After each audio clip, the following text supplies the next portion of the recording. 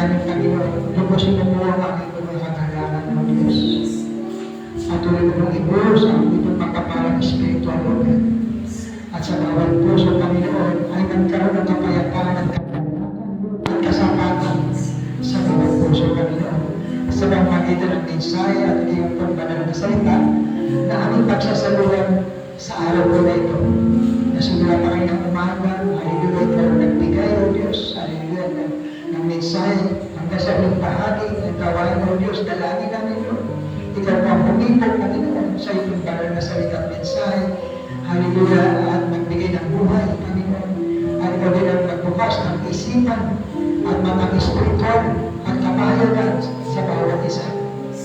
Sa pagpulong po, O Diyos, ang expectation at panalangin ng bawat isa na matatanggap niya sa oras at araw po na ito, na magbibigay sa Kanya sa perfection, na magbibigay sa Kanya, Panginoon, ng kasapatan, ganoon din, Lord, ng contentment, O God, sa buhay, O God. Hallelujah. Gamitin mo lamang minsan, Panginoon, buting alipin na may bahagi ang iyong salita. Hallelujah. At ito'y maging biyaya sa bawat isa sa atin. Sa iyo po, Diyos, maraming na mapuri, pasalamat, pagdalo, pagsaba, in the precious mighty name of our Lord Jesus Christ we pray. Amen. Amen. Ay po'y lumasa dito sa Hebrews chapter 2. Hebrews chapter 2. Verse 1. 4. Sabi niya, therefore, we are to give the more earnest heed to the things which we have heard, lest at any time we should let them slip. Kaya nararapat natin pakatantuin ang mga bagay na narinig. Baka sakaling tayo makahagpos o mawala, baka daw anytime we should let them slip. For if the word spoken by angels was steadfast, sapagkat kung ang pinag-usap na salita sa pamagitan ng mga anghel ay nagtibay at ang bawat pagsalagsak at pagsuway ay tumanggap ng matuwid na karusa na kabayaran.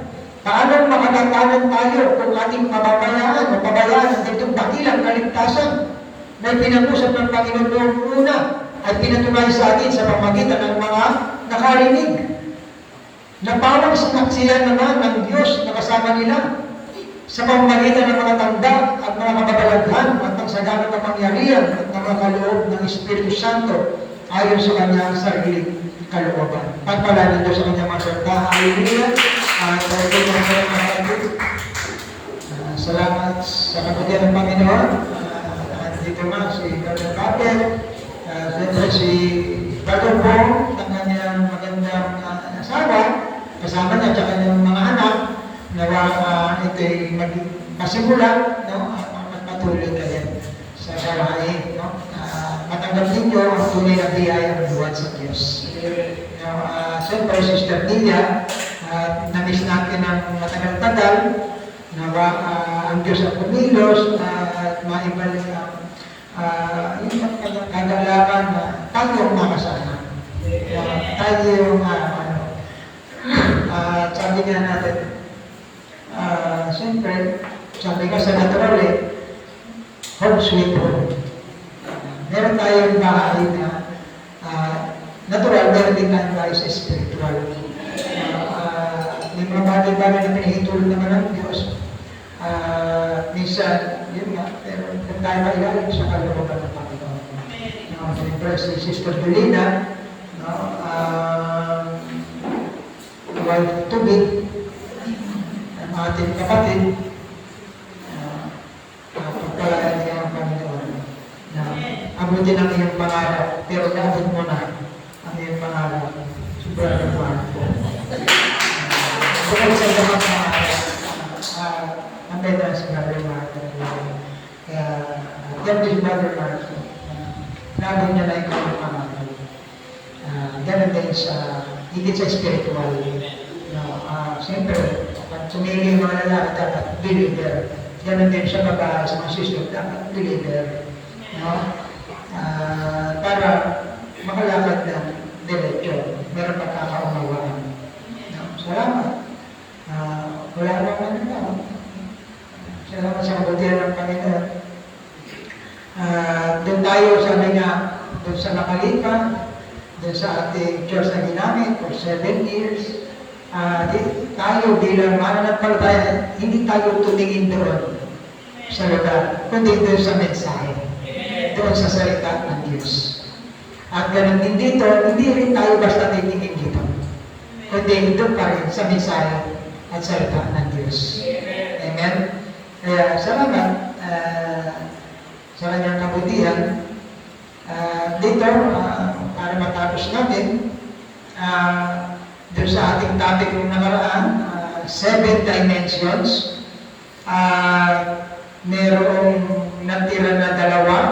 Ano yun? Paradise at heaven. Paradise, dwelling place ng Diyos. Ang 7 dimension. 6 dimension o 7 dimension. Yung 1 to 5, natapos natin ang nakaraan. Dito rin naman yung 6, no? Paradise. Tawag ng tama-tama, mga kapatid. Promise ng Panginoon. Paradise and then dwelling place sa 7 dimension, which is God. Kaya, ang 7 dimension, matatandaan niyo ba? Anong una? Light, time, matter, tapos science. 8th dimension is earth. 6th dimension is paradise. 7th dimension is God's dwelling place. Where we are, sabi, doon siya nananahan. Sabi, alone. Ngayon, tingnan natin ang connection ng Diyos sa mga dimensions, no? At sa tao. Anong connection sa Diyos at sa tao ng 7 dimensions? At ang sabi, ang first dimension ay light. No? Sabi, maski sa science, sabi, without light, there would be no living things, no, na mabubuhay dito sa mundo. Sabi gano'n, ang mundo raw ay mag-frozen. Kaya may ice age na tinatawag kasi walang light o lamig. Merong sa Antarctica, hindi masyado na pero nag-i-yelo siya. Kaya walang mabubuhay na kung walang araw o ang liwanag. Sa spiritual, pareho rin. May liwanag sa natural, meron din may light sa natural, meron din light sa spiritual. Yan, mga kapatid. Sabi ng Panginoon, He is the light of the world. Sa natural, ang sun ang liwanag ng mundo, pero sa spiritual, ang sabi ng Panginoon, ako ang liwanag ng mundo. Yan naman sa spiritual. Kaya kung walang liwanag sa mundo, na literal, walang mabubuhay na anumang bagay sa mundo. Kaya kung ang tao walang Kristo sa kanya, wala rin siyang buhay sa kanya. Kaya ang Panginoon sabi niya, I am the light of the world. Amen? Kaya mga kapatid, hallelujah, sabi doon sa John 6:53, di ba? Except ye eat the flesh of the Son of Man and drink His blood, you have no life in you. Maliban na inumin nyo ang dugo at kainin ang laman, sabi yan, walang buhay sa inyo, sabi ng Panginoon. Kaya ano ba, sabi ganun, ano ba yung tinutukoy niyang kanyang laman at dugo? Na pag hindi mo raw ito, inigaman, kinain ang kanyang laman, wala daw buhay sa atin. Ang sabi ng Scripture, sabi nga, si Christ ang salita.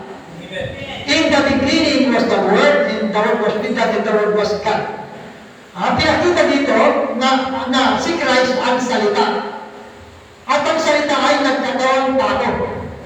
At ang sabi ng nagkatawang tao, maliban na kainin nyo ang aking laman at inumin nyo ang dugo, walang buhay sa inyo. Ipinakikita doon sa John 1:14 na ang Word made flesh at nanang kasama natin ay tinuturo yung physical body na manifestation ng God's Word. Yun yung Word na nagkatawan. No?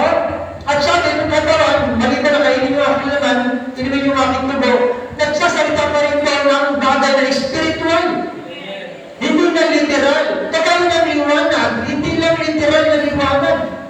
Ang sinasabi ko, hindi spiritual na liwanag na. Kasi siya yung spiritual . Nakakatid. Kaya na,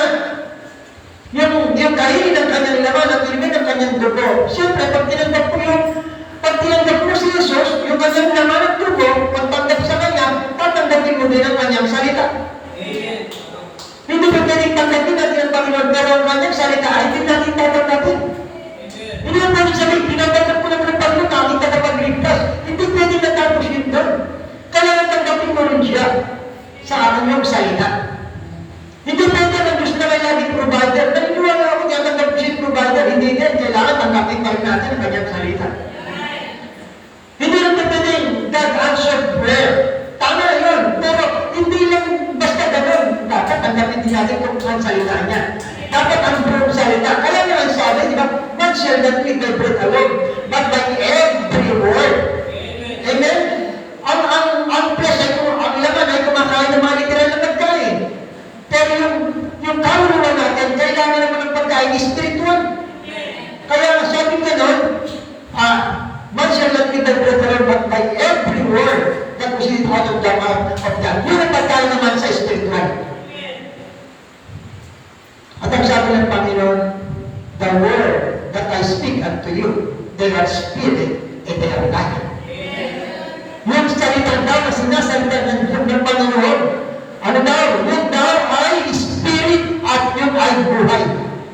Kaya, di ba? Hallelujah.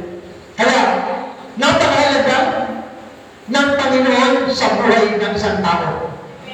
Siya yung liwanag, siya ang buhay. At kapag wala yan, walang liwanag, walang buhay. Ang isang tao. Bago naman sa second dimension, ano yung second dimension? Time. At ang dimension na ito, ang time ay nagsimula na tumakbo ang oras nung ang tao ay nahulog. Kaya time, doon, nagsimula tumanda ang tao. Nang pumasok siya sa time. Noon, nabubuhay sila, meron silang eternal life. Ito hindi, before the fall. But after the fall, doon na pumasok ang time. Doon sila nag-umpisang tumanda. Doon nagsimula, nagkaroon ng mga bagay-bagay sa tao. Kaya sabi dito, sa Job chapter 14, verse 1, pakilagay mo nga, Job 14:1. Dahil nahulog ang tao, pagsuhay sa Panginoon, sabi niya, sa Tagalog, tao ipinanganak ng babae ay sa konting araw. That is going to work on this a few days. Meron daw maiksi, tumakbo na ang time eh. Hindi lang maiksi, ano ba ang kasama? Magulo, puno na kabagabagan, lipos na kabagabagan. Di ba yung trouble? Dami na na, yung trouble, marami ka na ba ilalagay? Problema, di ba, kakulangan, marami na yung trouble, karamdaman, trouble na rin yan. Puno, lipos daw na kabagabagan ang ipinanganak. At lahat tayo pinanganak ng babae. At lahat daw ay meron maiksi at puno ng kabagabagan. Lipos ng kabagabagan. Kaya, totoo ba? Totoo, mga kapatid. Kaya nga, sabi ng message na kung gaano ba katiyak na tayo pinanganak ng isang babae na puno ng kalumbayan at kung mayroong naiksing buhay at pagkatapos na namamatay,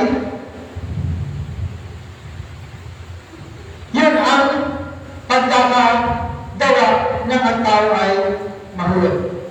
Pero, bago pa mahulog ang tao, mayroon ang plano ang Diyos. Amen? Amen? Hindi mananatili sa pagkahulog at mananatili sa kasalanan ang tao. Dahil ang tao sa nililikha sa wangis ng Diyos. Kaya meron na siyang plan B. Sabi, all was pre-planned by God. Hallelujah. Kaya, kung ang tao pinanganak ng babae at may magulo, may buhay, ang lahat ng ipinanganak sa Panginoon Yesu Cristo ay meron buhay na walang hanggan. Kaya mamimili tayo, no? Kung mananatili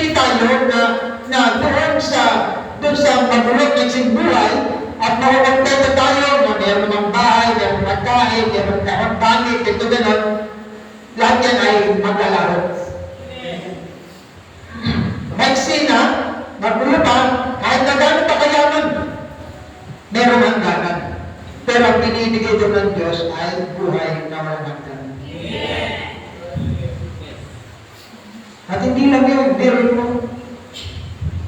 Pagtapos ng buhay mo dito, may tinakda. Huwag ka magalala, ibabako ka ng Diyos. He will raise us up in the last days, mga kapatid. At nabalag niya, hindi tignan niya. Yung mga namatay, grabe, no? Namatay na, kapalan pa. Siyempre, man shall not live by bread alone, but by every word. Ano ba sinabi ng word? To live is Christ. To die is gain. Amen? Kaya sa akin ka ba, mga kapatid, pag nabuhay ka Kristo, pag namatay ka, pakinabang sa iyo yan, mga kapatid. Amen? Kaya nabuhay kay Kristo, mga kapatid, sabi, mabuhay na, namatay na, kay Kristo tayo. Amen? Kaya tayong pipiliin tayo, dahil lahat mo ay nasa isang tunay na Kristiyano. Nabubuhay sa kay Kristo. At kung namatay man siya, pakinabang. At sabi niya nun, at sa huling araw, sabi pa nga sa pagdating ng Panginoon, unang ibabangon ang mga namatay. Una silang ibabangon, mga kapatid. Hallelujah. Kaya nga, hallelujah, doon sa sinasabi niya, no, na dimension, sa time, aalisin tayo ng Diyos sa time. Amen. Ilalagay tayo doon sa eternal na kalagayan. Amen. Kaya, tingnan yung connection ng life sa Diyos at ng life sa tao. Tingnan niyo ang connection ng time sa Diyos at time sa tao. Tama? Ngayon, tingnan natin. The third dimension is matter. No? Sabi, ano ba ang matter? What is matter? Matter is anything that occupies space. Di ba? Mass and occupies space. Yan. Meron daw bigat o timbang at umuulo ka ng espasyo. Yan yung matter. Ano yung, ano sabi, tayo daw ay nabubuhay sa tatlong dimension na life, time, and matter. Yan, na tayo nabubuhay sa tatlong dimension yan. Life, time, and matter. At ang tao daw ay ginawa buwan saan? Sa matter. Meron daw na 16 elements na matter. Ano yung 16 elements? Ano natatandaan ninyo? Saan ba yan? Sa chemistry? Sa biology? Diba? Kasi pag first year ka, science. Pag second year ka, biology. Pag third year ka, chemistry. Kapag fourth year ka, physics. Tama? Saan na tinutulungan yung tungkol doon sa 16 elements? Diba may periodical table doon? Sa chemistry. Ano yung natatandaan nyo doon sa elements? Doon. Unang-una, potassium, nitrogen, oxygen, carbon, diba? Hydrogen, sulfur. Diba? Meron pa na magnesium, phosphorus, iron, iodine, copper, sodium. Dami, no? Yan. Kaya kung ano yung dahil ang tayo ginawa sa lupa, kaya yung element doon nandito. Biro mo yung katawan mo, may iron, may bakal, di ba bakal yun? Iron?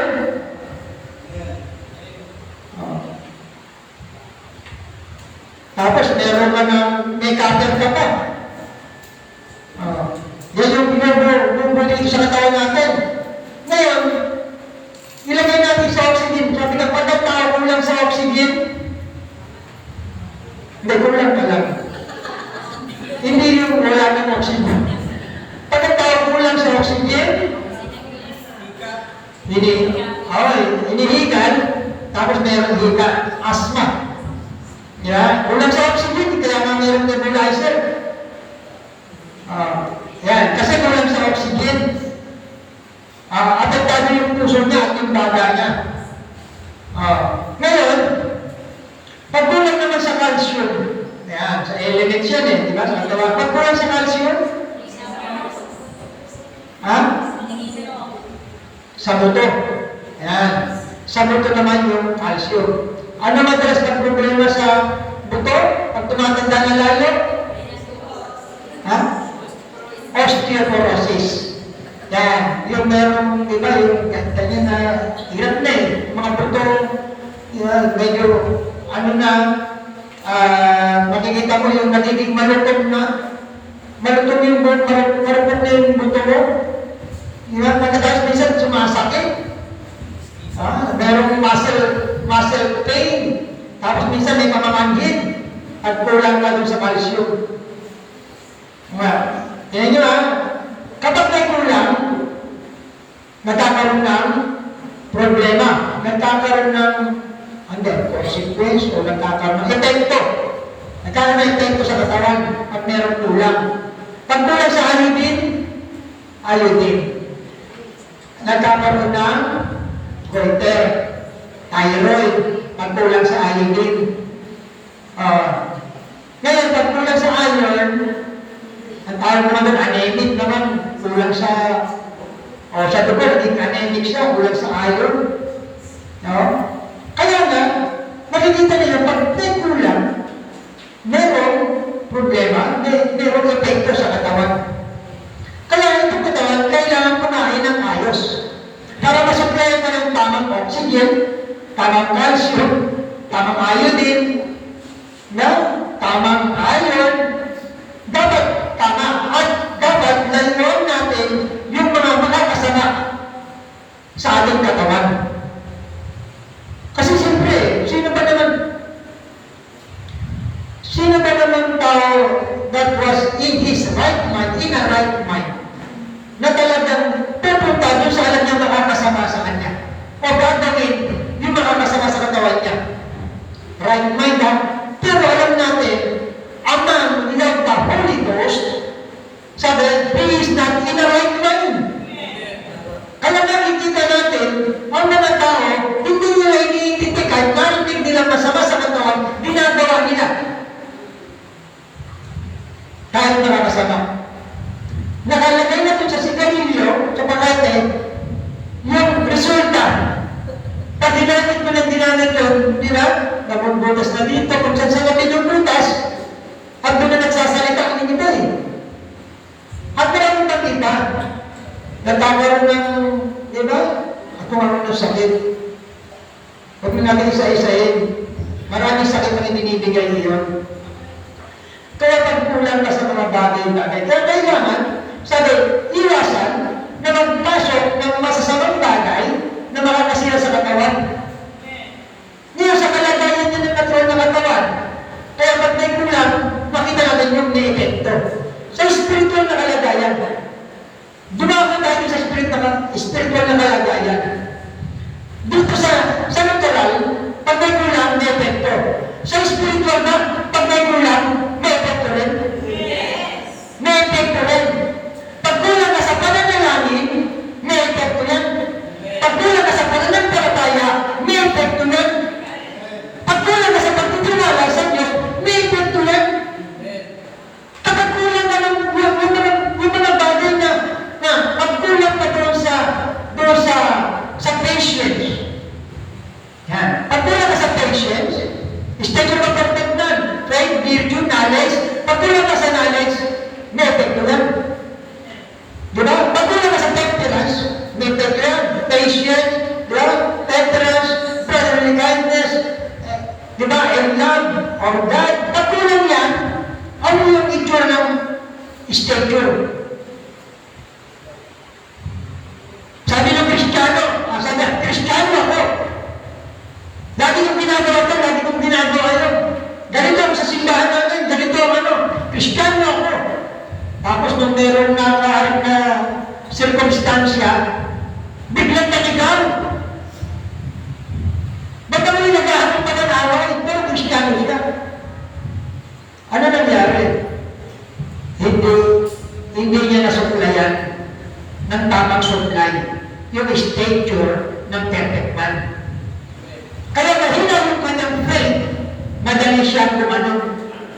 Nawala sinasabi na, naniniwala ako sa Panginoon. Pagkatapos na may dumating na, tumagalang isang buwan, Parang hindi na. Kasi parang ba't hindi pa dumarating yung binibigay ko? Ba't ito pinanalangin ko? Yung faith na gumagano'n dati, kinulang sa pagsuklay. Pag yung virtue, ang knowledge and temperance of patience, pag ang katawan, merong sakit, saan ka pupunta? Hindi kay Mang Edwin. Hindi doon sa albularyo. Hindi doon sa mananawas. Ngayon, halimbawa, itong katawan na to, may sakit. Sa natural, saan ka pupunta? Hospital, sa doktor. At sa doktor, bakit? May problema ka sa katawan. At ang gagawin ng doktor, examinin ka. At nakikita yung diferensya sa'yo. Alam mo, dumating ka doon, nalungkot ka. Sabihin ng doktor, high blood ka. Hindi. Kasi pag nalungkot ka, kulang ka sa dugo. Alam mo, doktor, i-examinin ka na eh. Mahilig ka ba sa ganito? Hindi ka ba mahilig sa ganito? Examinin ka na. Kaya pag nalaman na dito ka pala mahilig, sasabihin ng doktor, iwasan mo to. Sabi ng doktor, nare-resetahan ka ng gamot. At kailangan yung reseta na yun, bibilin mo at iinumin mo para bumalik ka. Ano ba sakit yan? Pag sinabi ng doktor, kailangan sundin mo. Pag may sakit sa spiritual, saan tayo pupunta? Sa Panginoon. Amen? Sa Panginoon tayo pupunta. Kaya na tinawag siyang great decision. Amen? Dahil siya dakila, hindi lang dito. Dahil nasa loob ang kanyang pagiging dakila. Dahil ang kanyang pinagagaling na kapatid. Hallelujah! Kaya ang sabi ng great decision, kamusta ang pananampalataya mo? Hindi po ako masyado ngayon sa pananampalataya. Ganito ang gawin mo, sasabihin ng Panginoon, magbasa ka ng Bible, pumatay ka ng church, palagi para lumakas ang iyong pananampalataya. Sinabi lang ng Hebrew 10:99, huwag niyong palalayaan ang gawain, lalo na di ba nakikita ka ng araw ay nalalim na. Yan ang sabi ng scripture, ng prescription ng Panginoon, ng great precision. Kung humihina yung pagtitiis, ano sabi ng great physician? Diba? He is a present help in times of trouble. Diba? Nakailangan meron ka. Minsan ako kailangan magtiisan. Pero habang nagtitiis ka, nagsusupport pa rin ng Diyos sa'yo. Amen. Ganyan ang ginagawa ng Panginoon. At marami pa tayong nakikita kung ano ang problema doon sa spiritual nating kalagayan. Meron tayong isang pupuntahan. Ang Panginoon. Itong katawan na ito, pag may sakit, ang dami mong pupuntahan na doktor. Ang dami mong pupuntahan na doktor. Pwede. Pag medyo low budget ka, punta sa center. Kung medyo may konti kang budget, punta ka doon sa public. At kung may budget ka, punta ka sa private. Kung ano yung depende sa kakayahan mo. Pero ang Diyos, nakita niyo, pagdating sa spiritual, ayaw niya nang may kahati. Ayaw niya nang may kahati. Pag may karamdaman tayo sa spiritual, sa Kanya lang tayo lalapit. Siya na lang nag-iisa ng pagkatagot ng ating karamdaman sa spiritual. Wala nang iba. Mga kapatid, sino ba nagdadala ng karamdaman? Ang kaaway. Ang tawag ba magpapagaling? Hindi. Sino magpapagaling? Ang Diyos. Nang nahil ng tao, ang kaaway ba magpapagaling sa Kanya? Hindi. Nang nahil ng tao, ang Diyos ang magpapagaling sa Kanya. Lahat na ginawa ng Diyos, pinadalagtog na kaaway. Pero pag siya nagbibigay at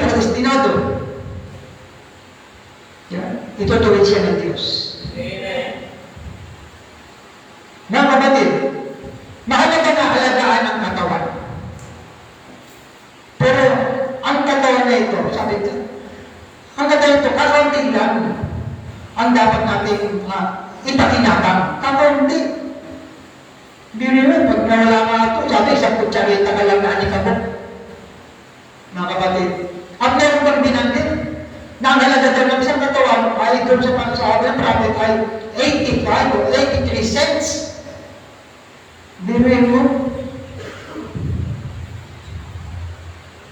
Kaya, hindi daw yan ang dahilan kung bakit nilagay ang tao sa lupa, hindi para sa katawan na ito. Ano daw? Kahit kasi ang mga naladalang sa pisikal, kukulunod ito. Manghihina ito. Magkakasakit ito. Sobrang ingat. Meron nga akong alam eh, sobrang ingat. Bata pa lang, talagang ingat na ingat. Pag ayaw mo patakluhin eh. Nung nadagat, ang puro sagad.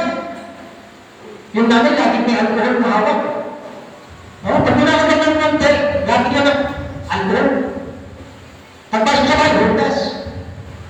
Alam mo, naging itsura ng bata, naging mahina.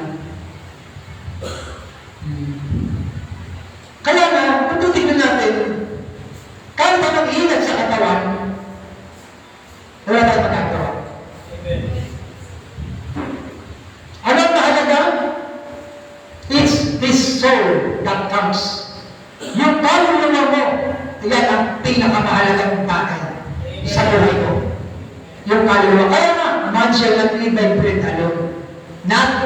Hindi laging puro pagkain dito, but by every word. Amen. Sa salita ng Diyos, pagkain ng kaluluwa natin. Kaya nga, sabi yung kaluluwa daw natin, it's the inward man that did not come from the earth. Hindi daw galing dito. Yun daw ang pinakamahalaga, mga kapatid, sa tao. Dahil yung daw ang eternal part doon sa tao. Ngayon, 1 Thessalonians 5:23. Sabi dyan, and the very God of peace sanctify your whole. And I pray that your whole spirit and soul and body, tatlong bahagi ng katawan, tatlong bahagi na nasa tao. Katawan, espiritu at kaluluwa, tatlo. Hindi pwedeng puro katawan lang, mga kapatid. Meron tayong espiritu at kaluluwa na dapat kumakain ang salita ng Diyos. Alam niyo, pag namatay tayo, pag nawala na tayo dito, diba, naalala nyo, ang China nakatutok na yung mga missile. Sa Pilipinas may nakatutok na missile ang China. Tapos may nakatutok din sa Amerika. Ang Amerika naman may nakatutok na missile sa China. Ang North Korea meron din nakatutok na missile sa kung saan-saan. Napapalibol lang tayo ng mga missile. Na anytime, sabi, pag daw tumitik yun sa utak ni Putin, pag tumindot daw yun, mga kapatid, wasak. Walang makakatago, mga kapatid. Walang mapagtatanduan. Kaya hindi natin pwede na, ay, hindi pa naman darating ng Panginoon, ay, hindi pa naman mag-gera, hindi natin masasabi. Walang makapagsasabi. Kaya nga, kapag lahat tao namatay, yung kaluluwa, saan pupunta? Itong katawan, babalik sa lupa, yung espiritu o kaluluwa, saan pupunta? Itong pinapakain ng masarap, babalik sa lupa. Eh yung hindi mo pinapakain, saan pupunta yun? At yung pinapakain mo naman, saan pupunta yun? Kaya nga, sa bawat bahagi, katawan, espiritu, kaluluwa, may nilagay ang Diyos na mga panggaman. Yan, senses. Nagbigay siya ng 5 senses sa katawan para ano daw? Para ma-contact niya ang kanyang earthly home. 5 senses. Ano yung 5 senses? Mga young people. 5 senses. Smell, taste, hear, touch, diba? Yan, 5 senses. And hear. Doon sa spirito mo meron din. Diba? Memory, conscience, affection, imagination, reasoning, Yan, nasa spirit naman yan. Ngayon, sabi ng message, your physical contacts the physical. Ayan. Your physical contacts the physical. Your spiritual contacts the spiritual.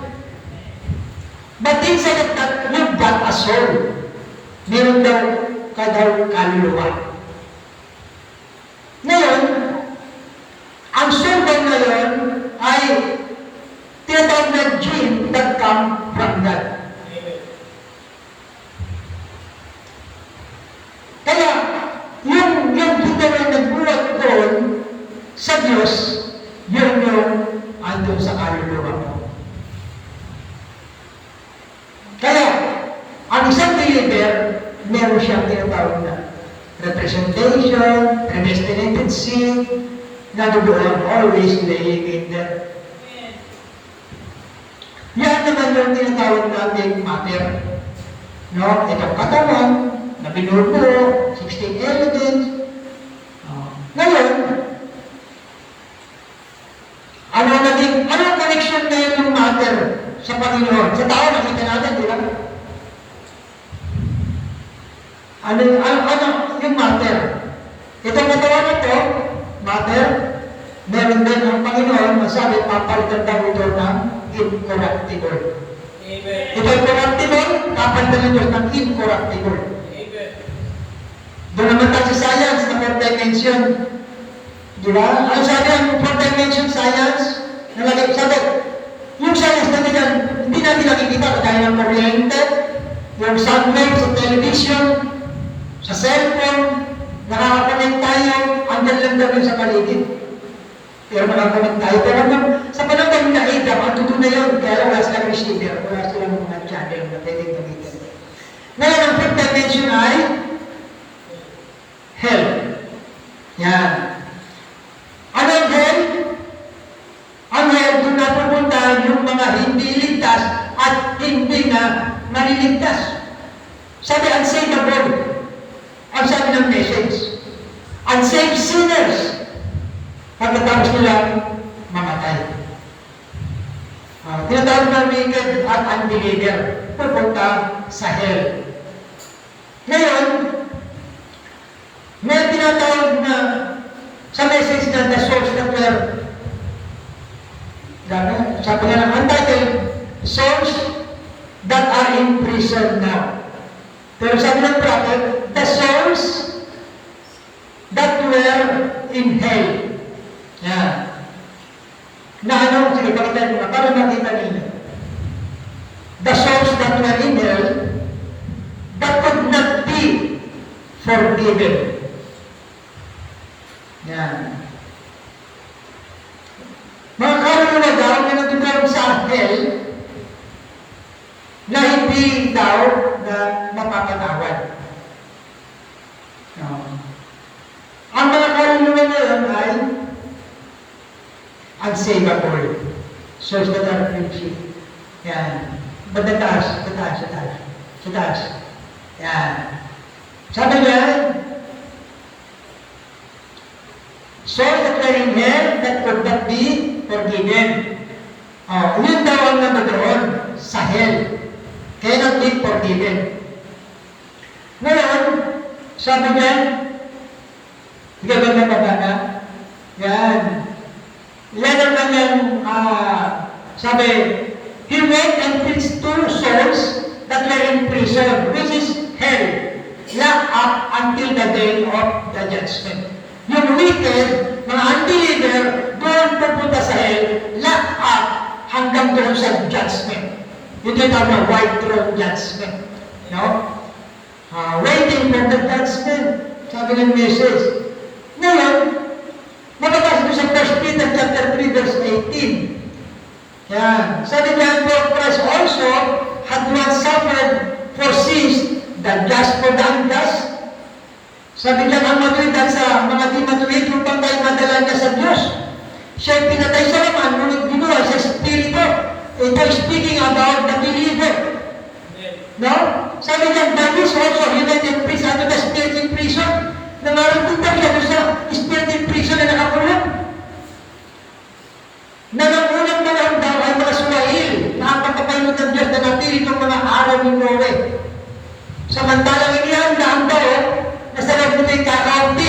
mga tuwid ay walang kaluluwa na maligtas sa pamagitan ng tubig. Mas marami ang napahamak napunta sa hell. Kakaunti yung nasave doon sa pumasok doon sa dahon na ginawa ng Diyos sa pamagitan ng Noah. Kaya nga, no, sabi ko sa message kanina, he let them preach to solitary prison with himself, lakap until the day of the judgment. Kaya nga, ang paghatol ay hindi daw ngayon, pero kung titignan mo, potentially, kapag tinandihan natin ang salita ng Diyos, you are judging yourself already. Kasi tinatanggihan mo eh. Ikaw mismo daw ang mahatol sa sarili mo pag tinanggihan mo ang Diyos. Pero sabi dyan sa paragraph 109, ang pagkakaili ngayon walang nagdiniyas ng impyerno ngayon. Dahil ang isang hukom daw dito sa lupa, magiging makatuwiran lang siya, bago makatuwiran siya ng tao, kailangang lintisin muna siya. Trial muna, bago hatulan. Kaya yung namatay ng wicked, andun siya sa prison house. Prison cell. Yun. Ganun ang kalagayan. At nilitisin siya bago siya hatulan at tapos sa lake of fire. Sabi diyan, mga kapatid, he rejected mercy. He first has tried the trial, and the trial is the great white throne judgment. But now he is in a place called a prison house. Ang hirap naman. Di ba ang hirap naman dito? Dito, pag ginakausap kayo galing sa kulungan, ang sasabihin niya, ang hirap sa kulungan. Napakahirap ito. Meron doon na ang pagkain mo, hindi mo kinakain sa lakas. Doon makakain mo, yung hindi mo makakain. Hindi mo nakakain. Meron doon, sabi na pag dumating ang bagong pasok doon, hahagupitin ka. Pamali na pupunin pagi sa'yo, performing. Nakakulong. Dito pa lang sa lupa. Sabi nga, natural time is spiritual. Dito ang hirap ng makulong. Sa spiritual, hindi mo. Sa natural, nakulong ka na. Sa spiritual, nakulong ka pa rin. At doon, mga kapatid, pag ikaw wicked dito, napunta ka doon, nang wicked ka, wala nang pardon doon. Dito, natagpuan ka ng Panginoon ng wicked, pero pag tinanggap mo ang Panginoon, may pardon ka. Kaya ang pardon dito ka lang matanggap na natin. Dahil pag ang tao umalis na dito, doon, naghatol na. Hebrew 9:27. Diba? A man appointed wants to die, after that, judgment. Meron tayong nabalitaan na nakarating sa hell at sa heaven. Di ba meron na tao na nakita din na yung hell? Nakita din niya yung heaven? Pero ang prophet natin, nakita talaga ang heaven at saka ang hell. At nakita niya yung mga itsura ng mga tao doon, kalagay ng mga tao doon, at kalagay ng mga tao doon sa heaven. At ang sabi niya, huwag kayong mapupunta o pupunta doon sa downward path. Huwag mapupunta doon. Napakahirap. Hindi daw maabot ng isipan natin kung gano'ng kahirap sa impyerno. Napakahirap. Kung gano'ng mahirap, nakita natin nakakulong, mas mahirap ang nakakulong doon sa spiritual na kalagayan. Mga kapatid. Dito may dalaw at nakakulong. Doon, walang dalaw. Dito pag may dalaw ang pamilya, masaya ka. Doon pag may dumalaw sa'yo, hindi ka sasaya. Dahil na, rin mo, mga devil, ang biglang darating sa ito. Eh kung nakakatakot yung kalagayan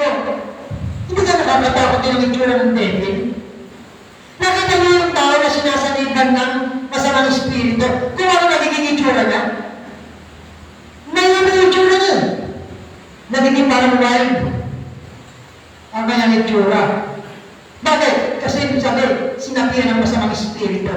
Eh kung masamang espiritu yung nandito, ano kaya yung tsura nun? Yan. Alam mo naman, cute yun. Yan. Dito sa lupa, meron pa makikitang demonyo, cute. Oh, nasa tao. Oh, di ba? Pero doon wala ka na nakikita ng cute. Dito nagtatago. O, di ba? Di ba si Satan nandito sa Garden of Eden, cute? Na gusto nihin, sabi, kaaya-aya, di ba? Nakakahikaya, tignan. Oh, di ba cute? So, dito yun, pero pagdating doon, wild yun. Mga kapatid, bakit? Kasi may motibo siya. May motibo siya, kaya huwag tayong lista doon sa mga nangangaral na parang santo. Na parang wala nang hindi na nagkakamali. Na parang may hint kung mga nanalita. Na parang napakahusay, aral na aral. Beware. Mga kapatid, dahil sabi nakapasok na sa message ang aral. Mga kapatid, wala na sa labas. Dahil yung nasa labas sa kanya na yun. Kaya ang sinisira niya, yung nasa loob.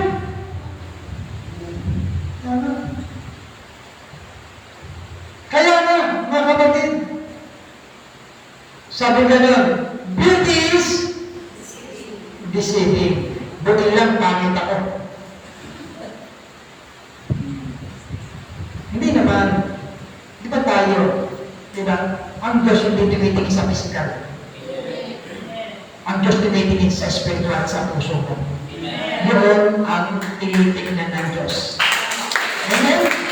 At tignan nyo, ang tao, tumitingin sa itsura. Pero, para lang tayo magpantay-pantay sa Panginoon, alam niyo saan siya tumingin? Sa karakter. Amen?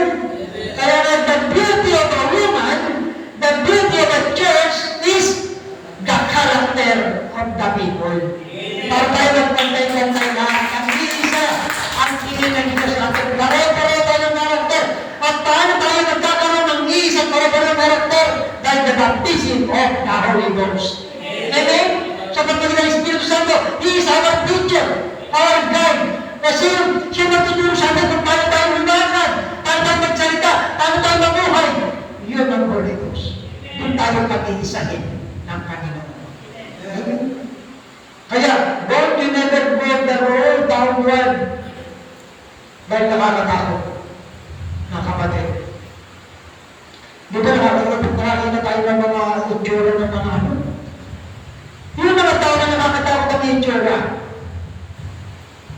Nakakatakot talaga. Nakakatakot na eh.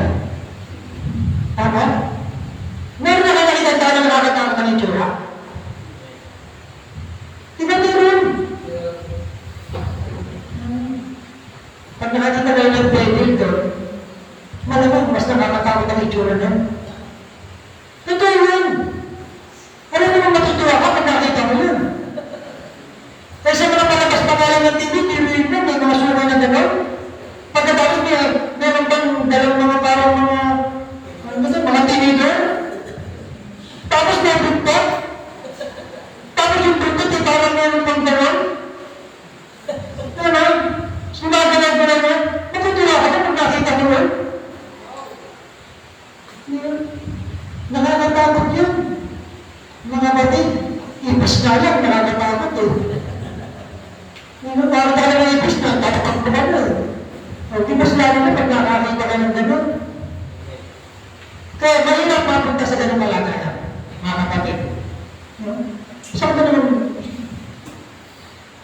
pipili ka na rin lang na pupuntahan eh. Pumili ka na lang, choose wisely. Tama?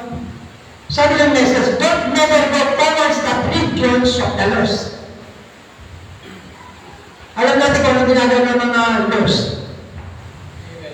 Malayo sa Diyos. Wala sa presensya ng Diyos. Mga kapatid. ka sa Diyos, nalalayo ka din sa kaaway. Pag lumayo ka sa Diyos, lumalapit ka sa kaaway. Whatever you do, sabi gano'n, don't never go towards the regions of the lost. Hindi nyo mailalarawan ang impyerno na gano'n kasama. Hindi nyo mailalarawan. At kahit naman gawin nyo, whatever you do, merong regions of the blessed. Meron kang lugar ng mapapalad. Sabi ni Saint Paul, eye has not seen, ear has not heard. Ang mata hindi nakita, ang tainga hindi nakarinig. Even when it entered the heart of man, hindi pumasok sa puso ng tao ngayon. Kung ano ang inilalang Diyos para sa mga umiibig sa Kanya. Meron kang inilalang Diyos doon sa mga umiibig sa Kanya. Dito nga lang, makapanggap tayo ng 1,000 na pamasko. Tuwa na tayo. Makapulog tayo ng 10 piso, tuwa na eh. Nagano pa, baka naman. Pero bagyan pa lang yun, natutuwa na tayo. Sa tingin nyo, pag meron 10 piso kayong nakita dyan sa daan, lalampasan nyo lang. Kung ano nyo 10 piso yun eh. Pero na yung 25, hindi na masyado. Wala nang halaga eh. Tsaka hirap pumutin, ang liit eh. Pagkatagala ka ba pumutin, makikita ko naman tayo, pinipulot ng 25. Sa mga laro ng minibus, pagpupulot, nakita ko, parang siyang 20 pesos ang laki, parang pera, tapos sa bandarot, parang 5 piso. Meron ano dito. Sa pagkakit mo ng employee ng gusto ng minibus. Ngayon, tatawagin ko sana yung konduktor. Tuturo ko sana. Sabi ko, sensip ko, posible naman hindi niya makita ito. Pinabayaan ko lang. Hindi makita pa sa hero. Doon sa upuan niya, kasi yung nasakay ko yung kanunan, yung hindi yung pananon ng upuan, yung dalawang haba ng upuan, andito ako malapit sa babaan, sa dulo ko, andun yung, parang sila kaya 5 piso o 10 piso. Di yung pagpupun na nakita niya. Dinampot niya ngayon, hindi niya madampot. Nakadikit pala. Nakadikit. Naiya naman ako. Kunyari, hindi ako nakatingin. Kung dinampot ko pala yun, pati ako napahiya. Buti lang hindi ko dinampot. Tinuro ko sa... Tatawagin ko sana yung konduktor para doon. Parang nagdadalawang isip ako. Iniingatan tayo ng Panginoon. Amen? Kasi napahiya tayo, iniingatan tayo ng Panginoon. Amen? Kaya na, mga kapatid. Diba? Yung mga bagay na yan, minsan, tila napakalaking bagay na. Pero kung malalaman daw natin, hindi daw nakita ng mata natin, hindi natin narinig. Kung ano daw, ang inilaan ng Diyos sa atin, sa lahat na umiibig sa Kanya, sa lahat na nagsisita, sa lahat na nananalangin, sa lahat na nagtitestimony, kumaamin sa Panginoon, hindi na natin malalaman, hindi nasa natin isipan, kung ano ang inilaan ng Diyos sa atin. Pagdating ng panahon, pag binigay sa yun, sabi nga, superb, supreme, pinakamataas daw, na isipin mo, hindi na matatapos ang isipin ng tao. Kung ano yung ibibigay sa iyo ng Diyos. Mga kapatid, dito maglalaho. Sumweldo ka, isang buwan, tuwa ka na. Pero parang dumaan lang. Pag-isip mo, hahanapin mo na yung sweldo mo. Kaso may sweldo. Napunta na pala kila Judith. Diba? Judith ng kuryente, Judith ng telepono, Judith. Dumadaan na. Pero pag alam niyo yung bibigay ng Diyos, pinapatigil pa lang sa atin ito eh. Patigil pa lang yan. Yung kahit wala kang pera, masaya ka. Yung kahit may problema ka, hindi na nababagadan.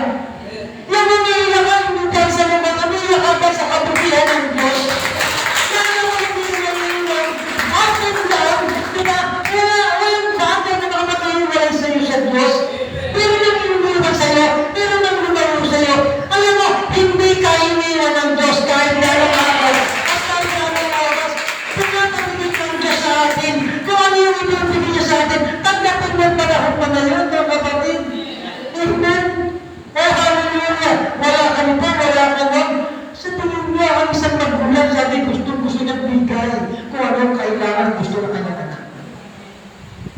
much more ang Panginoon? Sa tingin nyo, minsan magulang natin. Minsan mayroong kailangan ng anak. Minsan di kaya ibigay ng magulang. Alam mo, sa tingin ba natin okay lang sa magulang yun? No. Yung na yung naibigay ng kailangan ng anak niya, hindi natin sa magulang yun. Wala lang siyang magawa. Pero gusto na ibigay niya, wala lang siyang magawa. Pero sa tingin niyo ba, kung nalilangkot at umiiyak ang magulang natin na hindi natin nalalaman, ang Panginoon sa Sumamia, sa tingin niyo, hindi naluloko ng Panginoon, pati hindi na, kung gusto nang ibigay sa iyo, pero hindi pa panahon, o kaya hindi pwede. Sa tingin niyo, pag nahingi tayo sa Panginoon, sabi ganon, abide in me, and my word in you, and ask what you will, and it shall be done unto you. Pag pinakalakan natin yan, huwag kahit na manatili ang salita sa Kanya, ano ba naging ko, ibigay ng Panginoon? Mga kapatid, pag meron kayong panalangin, pag hindi binigay ng Panginoon, binigay pa rin yun ng Panginoon, mga kapatid. Bakit binigay ng Panginoon? Sa bagay na hindi mo, inilayo mo sa mga tao na hindi ka nararapat, ilalagay ka ng Panginoon sa dahil dapat kang kalagyan. Kaya pag hindi binigay sa iyo ng Panginoon, binigay pa rin sa iyo ng Panginoon. Kaya iniisip natin na hindi sinagot ng Panginoon ang manalangin natin, sinagot pa rin niya ng Panginoon. Mga kapatid, kung minsan na iniisip natin na hindi sinagot ng Panginoon, yung pala sagot ng Panginoon. Mga kapatid, yung ba ito natin? Yung pala sagot ng Panginoon. Minsan yung pangyayari na, bakit ako natanggap dito? Hindi ka ba tinagod? Hindi mo alam, yung tago ng Panginoon na hindi ka talaga natanggap doon. Kaya meron na sitwasyon, na meron nararapat na para ibigay sa iyo ng Panginoon. Marami tayong pinagdaanan. Nag-iisip tayo, magbubulay-bulay tayo. Bakit kaya nangyayari sa akin yung mga nakaraan na gano'n? Bakit kaya ganito gano'n? Bakit kaya ganito gano'n? Mga kapatid, ang scripture at ang Panginoon puno-puno ang kasagutan. Ang kailangan natin sa ating ganyan, masok sa kwarto, sarang ang pinto, manalangin ka sa Panginoon. Tutupo ng Panginoon. Sabi niya, God hears our prayer. Mga kapatid, kung dinig niya ang panalangin ng mga Israelite na naging pasaway, how much more tayo? Nasa ngayon, tayo nga yung magiging kapuluhan ng pagtubos ng Panginoon. Oh, hallelujah. Tingnan mo. Diba? Sabi diyan, sabi ni Paul, I has not seen, he has not heard, or even could enter in the heart of man, what God has for them instead of love him. Kaya ano daw? Kaya na, we must repent. If you are not saved, repent and get right with God. Bili mo. Kung titignan natin, napakadaling bagay lang, yung repent. Napakadaling bagay lang. Ang kailangan lang, obedience. Yung pagsunod, sunod lang. Yung bakit ako hindi ng tawad? Pero sino may nagsabi na hindi ng tawad? Ang Panginoon. Sunod lang sa Panginoon. Kaya sa Panginoon, kung sabi ni Joshua, huwag ka niligo sa kanya, o huwag ka niligo sa kanya, huwag ka niligo sa kanya, diretso ka na. Be strong and good courage. Kung paano ako sumakay mo, sa dami din ako sa sarili. Yung nagsasalita, kayo Moses, ako, Joshua, yung bilang nasa atin na tinanggap natin, na nagsasalita sa puso natin, nakatawin sa kanila, at kumalilit sa kanila, nakatawin natin, hayaan mo sila, diretso ka lang sa Panginoon, nakatawin sa Panginoon, ano ba lang sabihin ng dapat sa'yo, sa Panginoon ka tumingin, ano ba lang nila, na sila ngayon, ikaw wala, sa Panginoon ka tumingin,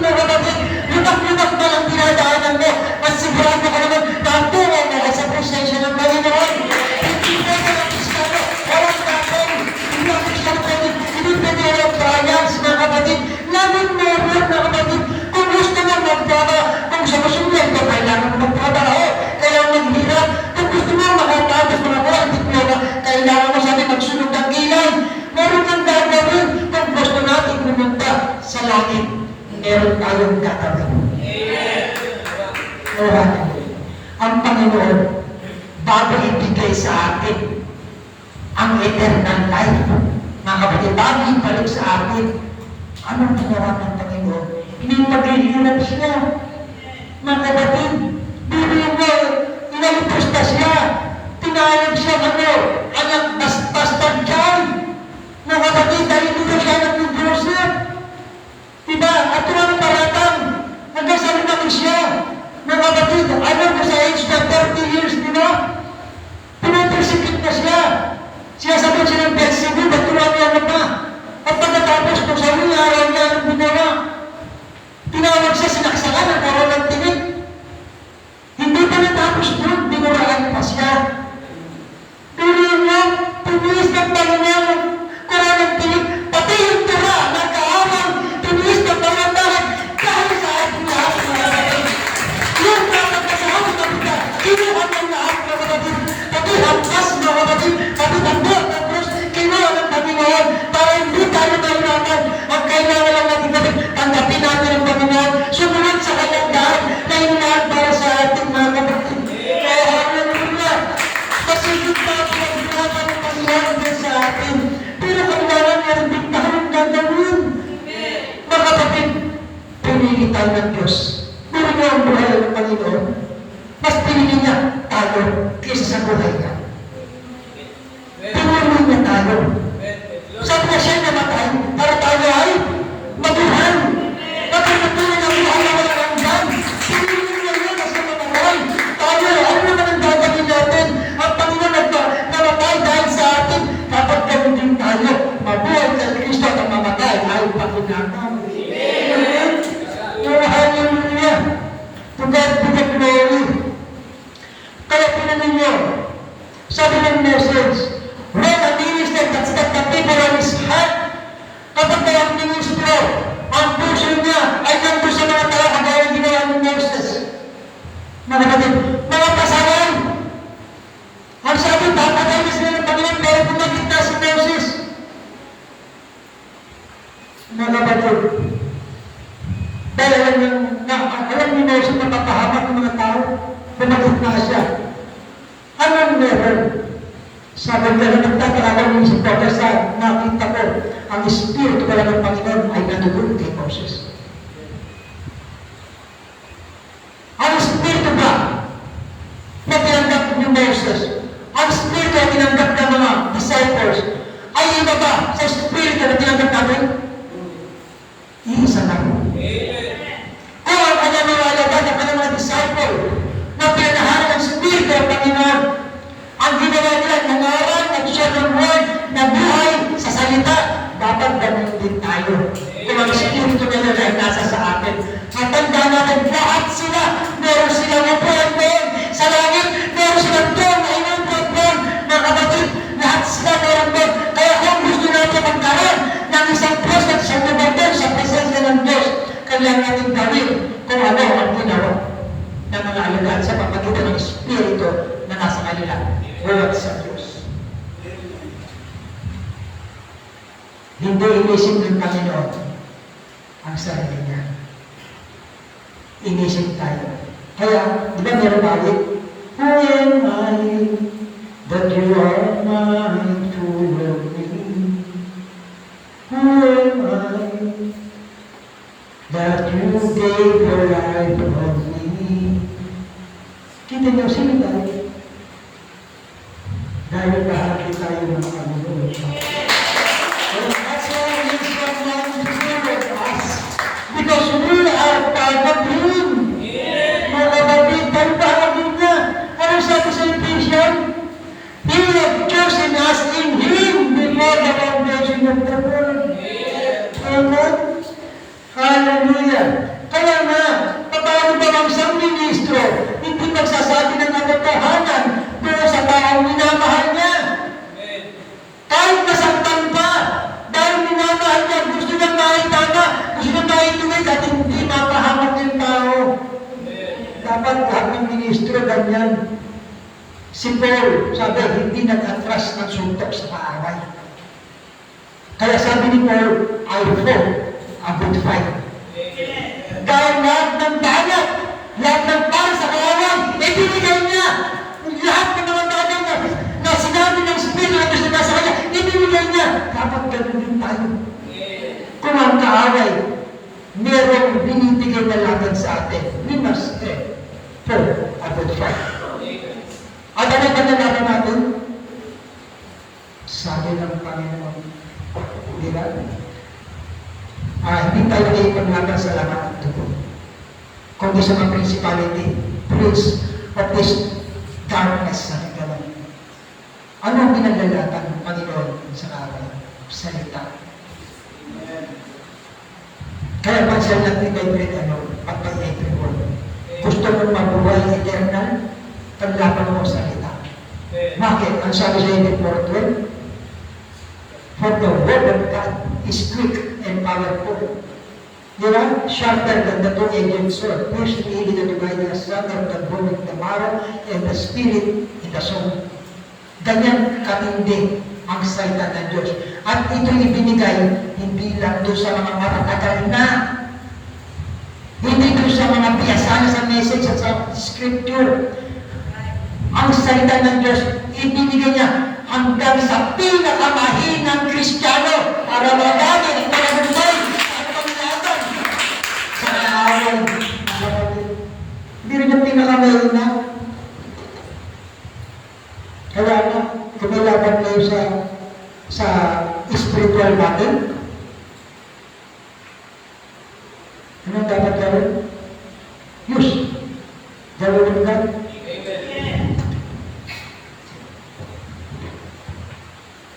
How could a man take a person into the church by a hand?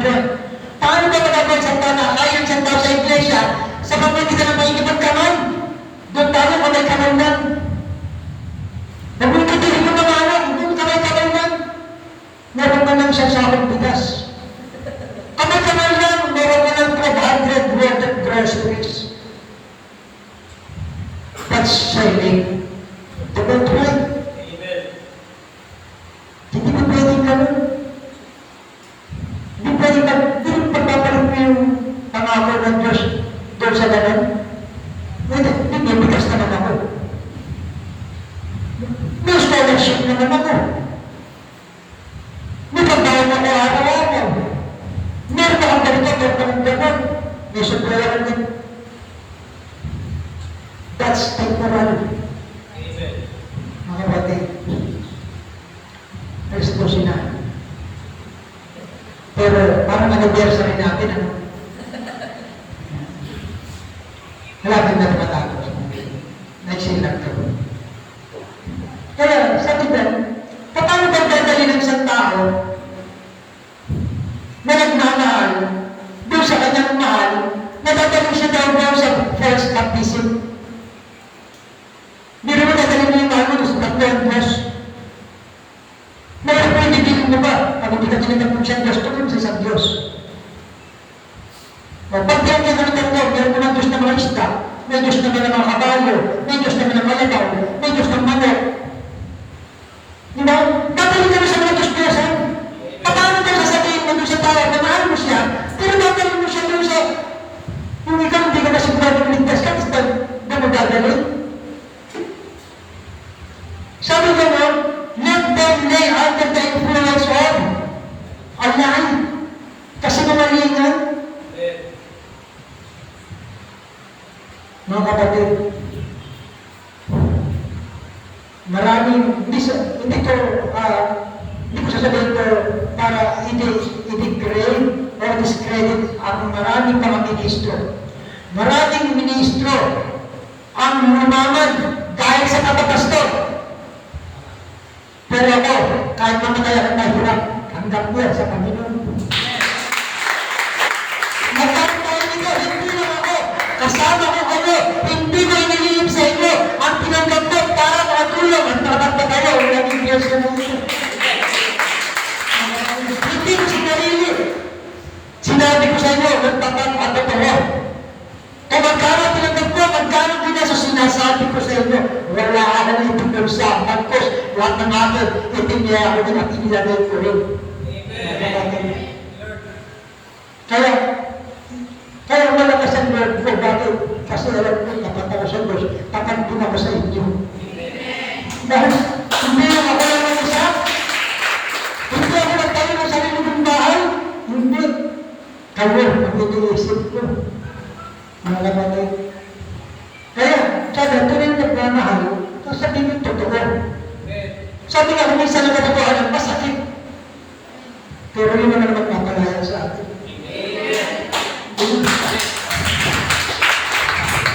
I will help you. Sabi, with the truth, but I will not comfort you with a lie.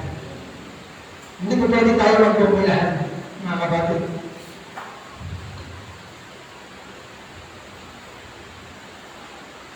Meron nga. Mabalita ako. Inuna pa yung bahay. Nasisimbahan na lang. Nabalita ako naman, pero hindi nakikita ko. Inuna ang bahay, nasisimbahan na lang. Pero, hindi tayo doon. Kaya, sabi ng mensahe kanina, isang katawan tayo na marami sangka. Hindi pa pwedeng ang kamay nandun. At ang paa gumagawa ng sarili niya, hindi. Isang katawan tayo na binubuo ng marami sangka na ang head natin si Kristo. Ano sabi niya? Though I had to beg for my living. Nandiyan ba? Sabi ng prophet, kahit mamalimos ako para sa ikang buhay, hindi sana ba man medyo masyado ng ano yung hinawakan na sinalita ng prophet kahit daw mamalimos na. Tapos ang pastor, hindi niya kahit mamalimos siya, hindi niya magawa sa buhay niya. Ang sabi dyan, whatever it is, let me be honest with God and the people to tell them the truth.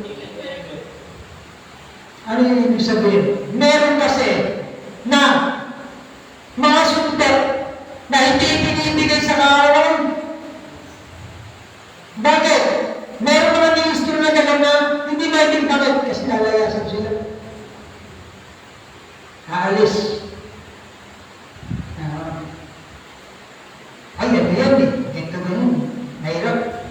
Medyo palalambutin ko. Meron ka ba yung nakikipaglaban? Lambot ng suntok mo? Biro mo kung makasuntok ang kaaway, malakas yan. Minsan pagkakantok ang kaaway, tanggalan trabaho mo. Pag nanuntok ang kaaway, kayo na magsabi minsan, yung mga bagay-bagay. Tapos yung paglaban mo, correct? Ipag-umantos ako, tapos naman ko, correct? Ano na tayo tulad sa kalaban mo? Dapat matindi ang ilaban natin sa kaaway. Dahil matinding kalaban ang kaaway. At kailangan, ano makakatalo sa kanya? Yung word tayo. Kaya pag sinabi natin word, kailangan pangawakan natin. Hindi natin nagdating, ikaw mo lang sumuntok, mas malakas ka eh. Ikaw mo lang mag-pray, mas malakas ang faith mo eh. Yung binilin, bibigyan mo yung magkikipaglaban. Tayo, meron tayo kanya-kanya lang. Kailangan magtulungan natin ang kalaban. Magsama-sama tayo para mapabagsak ang kalaban. Kaya sabi dyan, go ahead to bed for my living, whatever it is, let me be honest with God and the people to tell them the truth. Never let me be a deceiver. Mayroon yung deceiver. Alam niyo yung deceiver? Kapag ang nasa itaas, mandarang mo, pag ang nasa itaas hindi Bongbong, ha? Pwede na rin siguro, dahil sa yung nasa pinatawag chain of command. Dahil puro pirma niya, ang natuloy para maprubahan, yung mga pondo, yung mga budget, mga insertion, at kung ano-ano. Mandarambong. Pondo mandarambong. Kapag mandarambong nasa taas, yung mga kasunod niya, puro may hawak sa kantero. Yung may hawak sa kantero, nasa ilalim lahat. Di ba sila mahulingan?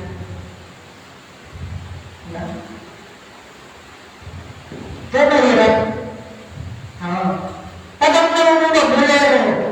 Kung ang mga bulero, hindi mo bulero rin yun. Kung ang mga kunyari-kunyarian, yung bang ano yung produce doon? Kunyari-kunyarian din na Kristiyano. Kung yung nangangaral para bang ganun-danan din. Hindi magtatagpag sila ng kanyang membro. Nagtatagpag yung membro niya. Nagtatagpag yung membro niya. Nagtatagpag na sila. Kaya hindi ka pwede magkaroon ng yung bayaan. Hindi ka pwede. Saan ang brother? Never let me be a deceiver. How can I deceive? Who I am. Though I have to hurt them, yet I love them. Minsan daw masasaktan. Pero dahil yun sa pagmamahal. Yan, sabi ng prophet, kahit ako tumayo mag-isa, even I will stand alone. I will stand with God. Doon sa katotohanan, mananatili siya doon. Sabi kahit di marunong ako, layo lang, pero mananatili ako sa Panginoon. Amen. Diba? Oh, hallelujah.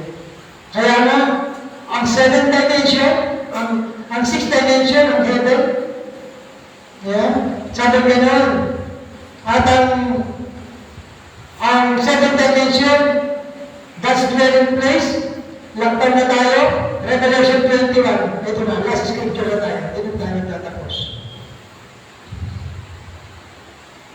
Dito tayo tatapos. Revelation 21. Book of Revelation. Bible. Yan. Sabi niya, at nakita ko ang isang bagong langit at isang bagong lupa. Sino yung nagsasalita? Si God na Beloved. Si God na Beloved ay tayo ng bride. Sabi ng bride, nakita ko ang isang bagong langit at isang bagong lupa. Only the bride na tinunigyan ang makakakita ng isang bagong langit at isang bagong lupa. Sapagat ang unang langit at ang unang lupa ay naparang at ang dagat ay wala na. Hindi mo na kailangan mag-isda ito. Wala ng barko, wala ng bangka, masang marino, wala. Sabi niya, and I, God, at nakita ko ang bayang banal. Holy City, New Jerusalem, galing down from God out of heaven, prepared as a bride, adorned for her husband. Gaya daw ng isang nobya, kasintahan, nagagalakan, talaga, para sa kanyang asawa. And I heard a great voice out of heaven saying, behold, the tabernacle of God is with men, and He will dwell with them, and they shall be His people, and God Himself shall be with them, and be their God. And God, ang sabi niya, shall wipe away tears from their eyes. Amen. Pag niliteral mo yan, papahirin. Ang sabi doon, wala na ng pagluha. Anong papahirin? Ibig sabihin, wala ng pagluha. Ano yun? Sabi ko nun, papahirin niya ang bawat buwas sa kanyang mga tao. Mawala na yung wala na kastida. At hindi na magkakaroon ng kamatayan. There shall be no more death. Neither sorrow. Wala nang kalungkutan. O kalungbayan. O talamati. Sabi ko nun, wala nang... Sabi niya, Wala ng hirap, wala ng mga bagay na nakarana. And He carried me away in the spirit to a great and high mountain, and showed me that great city, the Holy Jerusalem, descending out of heaven from God. At sabi dun sa paragraph, ano tayo? 26.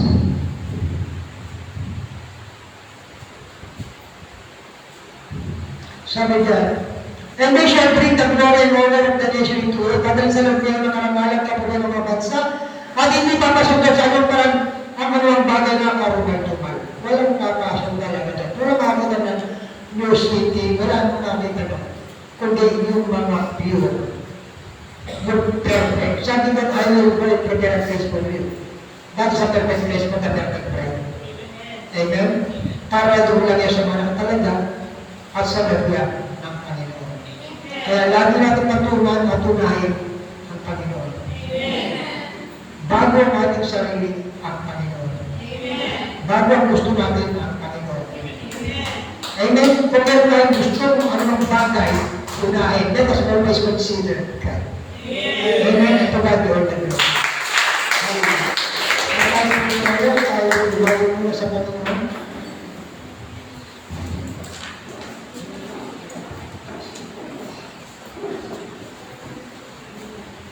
Salamat sa iyo, Panginoon.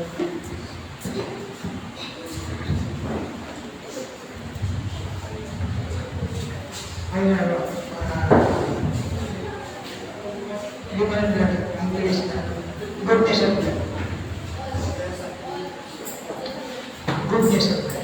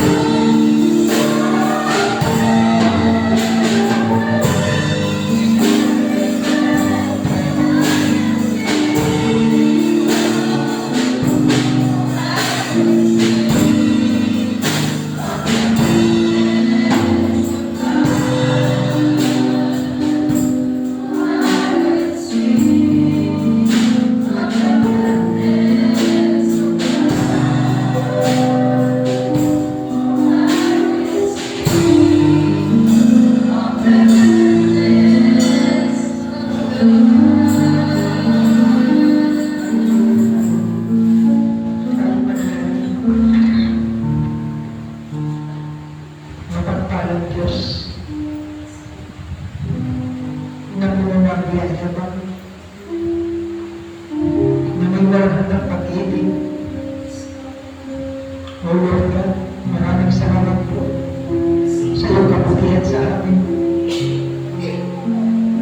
Alam namin, Lord, sa pagmamagitan ng itong mensahe, pinatunayan mo, Diyos, na simula pa lang na wala pa kami sa mundo na ito, nakita mo na kami, O Diyos. Hanggang isila kami ng aming magulang. Nilingat mo kami, O Diyos. Sinabay-bayan mo kami, Panginoon. Mula sa paghakpan, o naghakpan ng aming mga paa. Hindi lang ang aming mga magulang ang basta bumabay sa aming mag-iina. Kundi ang lahat ay sa pamamagitan mo, O Diyos. Sa bawat hakbang namin, O Panginoon. Hallelujah. Hanggang sa aming paglapit. Nakita namin, Panginoon. Ikaw ang nag-iingat sa amin. Meron ang kaming-kanikan yung kinalakihan. Magkakahilayan ng mga O Diyos. Hallelujah. Kami pala bahagi ng nag-iisang katawan.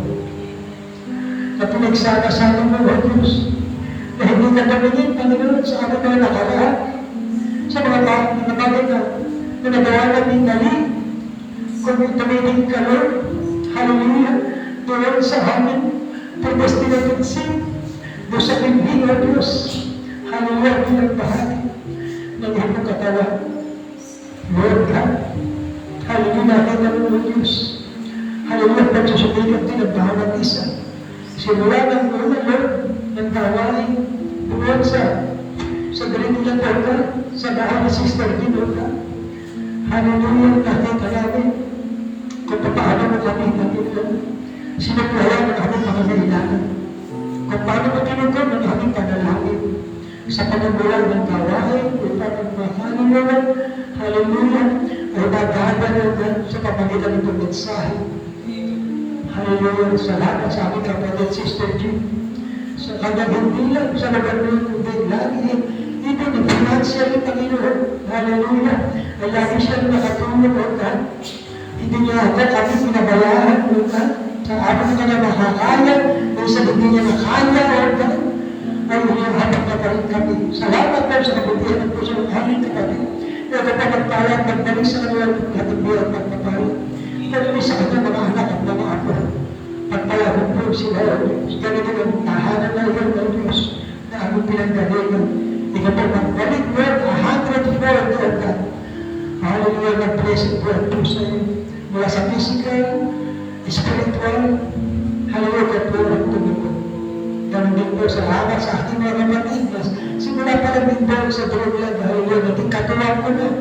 Naging katuwang ko na sa gawain, sa Brother Dante, Brother Leslie, Brother Junota, si Brother Diana, hallelujah, Brother Mushisha, si Brother Marco, ang ating mga guys, si Junior, si Ted, si Jace, Lord God, hallelujah, ang ating pagpapanginoon, sa ating mga kapatid sa panagbalagaya, sa mga sisters, lagi nandun dyan, Lord God, hallelujah, sa Sister Jean, sa Sister Shirley, Sister Emily, Sister Ellen, sa Sister Ellen, hallelujah, Sister Arthur, Lord God, hallelujah, kami nagpapanginoon, walang tupo, Lord God, hallelujah, dalagin ko pa rin na kapag magbalik sa kanila, wala ng buhay, pagpapayang Panginoon, na kanila pa kailangan.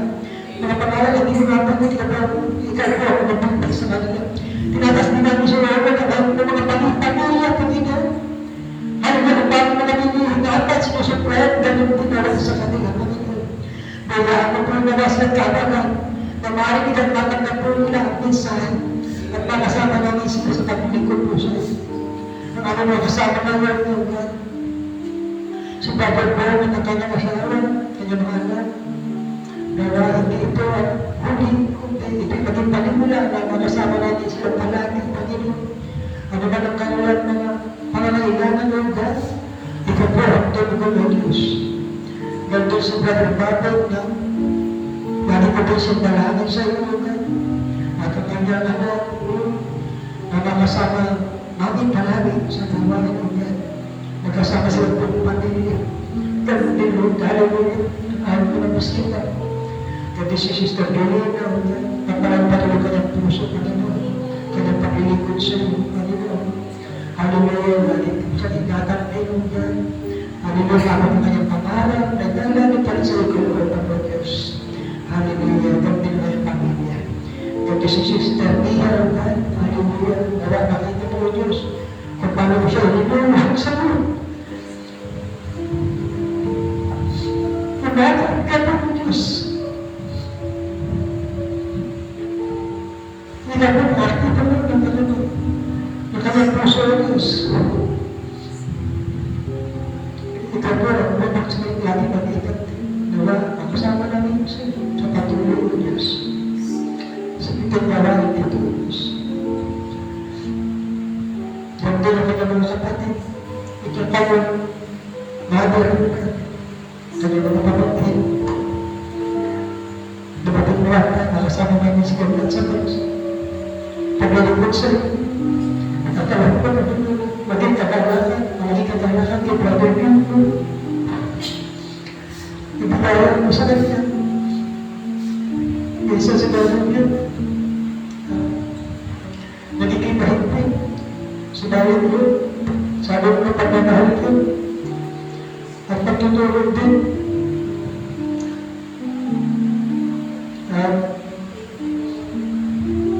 Lagi ko nun, mga young people, mga kabataan, ito sila pagpalain, lagi ka munahin sa buhay nila. Magkaroon sila ng ibang inspirasyon. Hanggang maagang, lubusan ang isuto sa iyo lahat.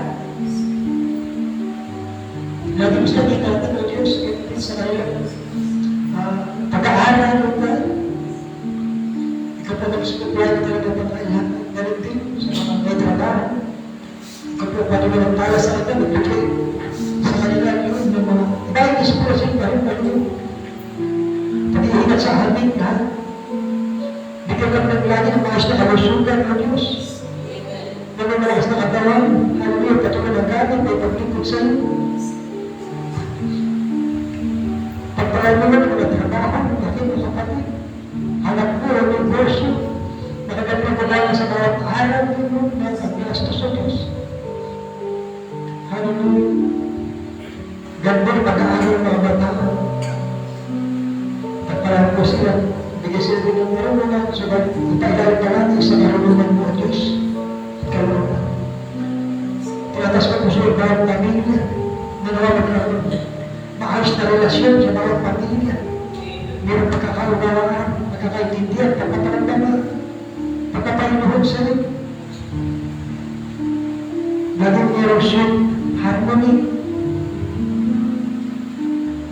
Ganun din lalo hindi pagpalang ko kami nga sa aming pag-spiritual na kalagayan. Ibayang paglago, O Diyos. Lift up, O God, more higher and higher, O God. Hallelujah. Tuloy na ganun ko kami. Salita na binabasa ng maraming tao. Hallelujah. Kung meron ang panalalit tayo ng bawat isa, ipatuloy ko na tinataas sa iyo. Lagi rin ko sa Sister Center, lagi rin siya. Nakita mo ang kanyang sacrifices din ng Diyos. Yung palalo din sa kanyang puso. Napunta kanyang pinapangarap sa punong kanyang pamilya. Bigyan siya rin siya lagi ng malakas na katawan bilang aming matulong din. Makapagpasensya din sa akin.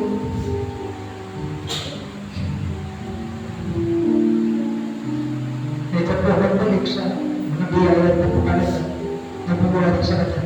At kamutin sa akin mga kapatid na narin ito. Nagbigay ng kanyang pinansyal, ng kanyang support, ang morally, ganda spiritually sa mga prayers, ganda sa kanyang presensya. Nakita ko namin sa Lord, sapat na rin, Panginoon. Hallelujah. Na makasama po sila, na malapit sila, na nakikinig, na nabuhanap salita. Lord God, hindi naman ang ganito na namin tayo, isama-sama namin, ikatas po siya.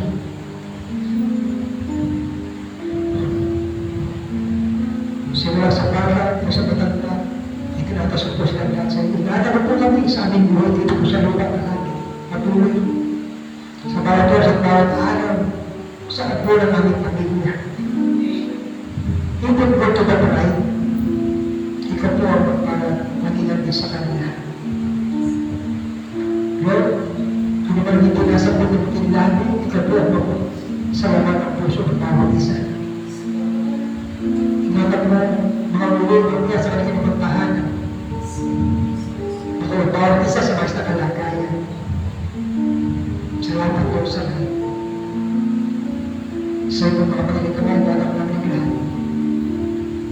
Sa iyo po, Diyos Panginoon, pupuri po lahat itong dahil pagsapat na salamat. Kamarap na hindi napanggit ang pangalan ng mga kapatid, ikaw na po umang po Diyos. In the precious mighty name of our Lord Jesus Christ, we pray.